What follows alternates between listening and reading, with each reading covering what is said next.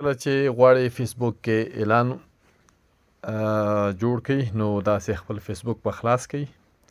فیسبوک دغه د پاس مارکیټ پلیس دغه ایکان به ووهئ، دا له ده ځیم راځي، او که هوم مینو ته لاړ شئ دغه درې سر په سر کرښې چې دي په دې باندې کلیک کړئ نو دغه لاندې ځای کې هم مارکیټ پلیس په نامه باندې پیدا کوی شئ.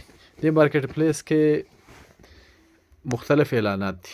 اول خو کولی شئ تاسو چې شی په کار که نه په دې کې ښکته پورته لاړ شئ او دغه د مور آپشن چې ووهئ که نه د مور آپشن سره تاسو ته هغه درکوي، دا کټګوري درکوي، دا په دې شکل باندې ګوره دا یو مینو خلاصه شوله. په دې کې تاسو هغه مشخص شی که وغواړئ چې په اصطلاح هغه وپلټئ که نه، مثلا موټر غواړئ یا مثلا کور غواړئ یا مثلا که نه مختلف هغه شی چې بازار کې دي. نو زه مثلا دلته غواړم چې موټر د یوازې موټرو اعلانات وګورم، نو د موټرو باندې چې کلیک کړم نو ټول اعلانات د موټرو راځي که نه. یا مثلا بیرته راځم د کور هغه غواړم چې کور کې رینټل د کرایې یا مثلا هاوس فار سیل، نو دې کې ګوره دا مختلف اعلانات دي. یو مثلا دغه اعلان دا اوس زه ګورم که نه، دې باندې مې کلیک نو کلیک کولو سره دا تصویر راته راځي که نه، دې دا بل تصویر څه تصویران سي که نه دا کتلی سو. ورسره لاندې دا ډسکریپشن د دې مکمل په اصطلاح هغه معلومات چې دا چی شی ده که نه، نو مکمل معلومات یې دلته موږ لوستلی سو او موقعیت یې په اصطلاح کتلی سو او قیمت یې کتلی سو که نه، دا ټول شیان. خو په هر ترتیب راځو دې ته چې څنګه تاسو خپل اعلان پکې جوړ کړئ. کله چې د مارکیټ پلیس ووهه دغه سیل برخه نه ده، د اول دا سیل چې لیکلی ده دې باندې کلیک کړئ. دې باندې چې کله کلیک کړه نو اسانه د همدغه اول کریټ لیسټینګ دا باندې کلیک کړئ.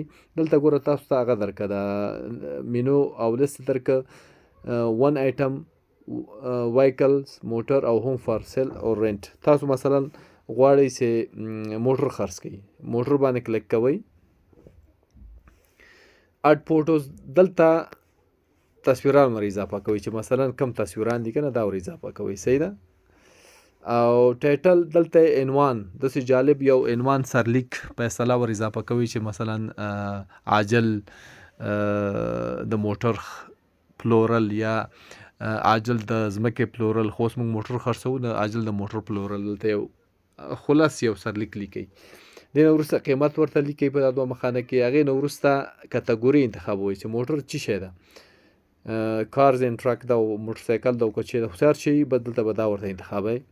او هغې نه وروسته لوکیشن اتومات په خپله اخلي او ډسکریپشن کې به د دې هغه معلومات ورته ولیکئ چې مثلا دا موټر د دې رنګ ده دا که نه، یا که ځمکه وي که نه بس دلته به د ځمکې خصوصیات ورته ولیکئ، یا که کور وي دلته به د کور خصوصیات ورته ولیکئ، ځانګړنې که نه چې مثلا کم ځای کې موقعیت ته څو اطاقه لري څه، خو هغه شی چې تاسو طبیعت وي هغه به ولیکئ. ټګ کې به دلته هغه شی چې اعلانات ستاسو ډېرو خلکو ته رسي هغه به ورته ولیکئ په دا خانه کې. ټګ مثلا لیکئ کابل انټر کوئ، کابل راځي. مثلا دلته به څو شیان ولیکئ، کابل به ولیکئ، موټر به ولیکئ، عجل به ولیکئ که نه، هر شی چې تاسو په ذهن کې راځي او مناسب وي هغه به دلته ورکئ. هغې نه وروسته به نیکسټ ووهئ. د نیکسټ سره بس تاسو د اعلان جوړیږي او مارکیټ پلیس کې لیست کیږي.